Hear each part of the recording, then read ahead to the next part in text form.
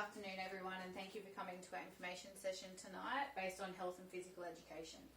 As most of you know, my name is Miss Emma Greenaway and I'm your child's teacher this year for grade 3. So firstly, I'd just like to acknowledge the traditional custodians on the land that we're meeting today and pay respects to the past, present and future elders. So this information session is just going to tell us about physical education, why it's important, why physical exercise is important, some motor skills, and also the way that I'm going to teach this to your children through the pedagogical approaches.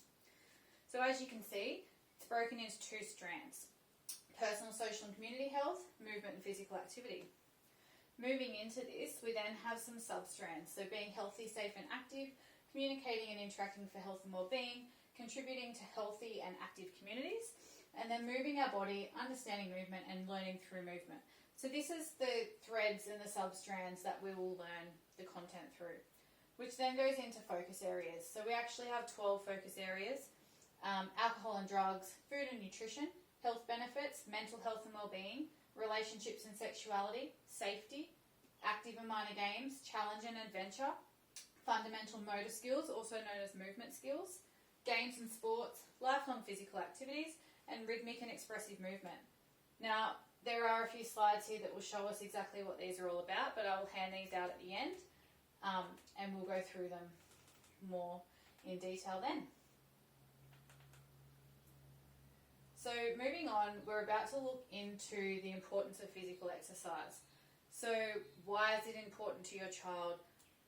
Basically, physical exercise comes down to an activity that the child does that benefits their health and well-being. So before we do look at these next slides though, after looking at that content, by the end of year 3, your child will be able to do these things. So as you can see, it's come straight from the Australian curriculum, and that's exactly what they're going to be able to do by the end of this year. Mainly, being able to develop, acquire, evaluate, apply, all these different skills that they're going to learn. So physical exercise, as I said, it's basically an activity that your child does that benefits their health and well-being. Makes them feel fit and healthy, sharpens their thinking, gets their body moving, gives them more energy, relieves stress. It's actually a minimum, as a guideline through the Australian curriculum, that the children must do this weekly as a minimum. So we've got in the fundamental motor skills, also known as movement skills, the locomotor movement, which is where you actually have to move to do a skill, as you can see, and then your non-locomotor movement, where you can do somewhat stationary. Looking into two of those further is kicking and forehand strike. Now these two skills were introduced back in year 2, as you can see here, but we need to now fine-tune them so the children can master them come the end of year 5.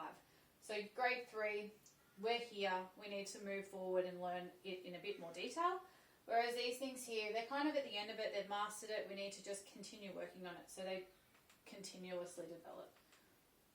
But going from a stationary ball for kicking and striking to more of like a moving ball. So that's how this is going to develop further for them this year.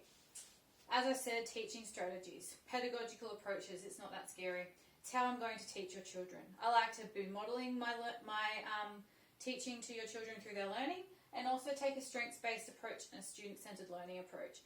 Basically, a strengths-based approach is where I build upon the strengths that these children already have. So I take strengths I can see they have, make the learning fun by making it an interest to them.